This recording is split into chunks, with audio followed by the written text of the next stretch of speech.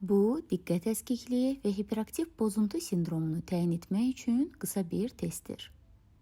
Sən diqqətini mərkəzdə yanıb sönən nöqtəyə verməlisən. Ətrafda olan 3 sarı rəngli nöqtələr zamanla bir-bir yoxa çıxmalıdır.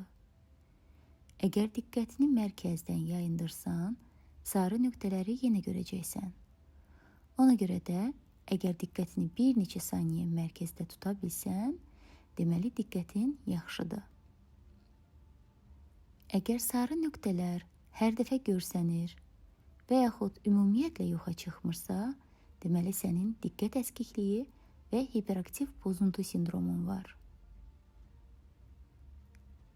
Əgər sarı nöqtələri 5, 10, 20 saniyə yoxa çıxara bilsən, deməli sənin diqqətin mükəmməldir.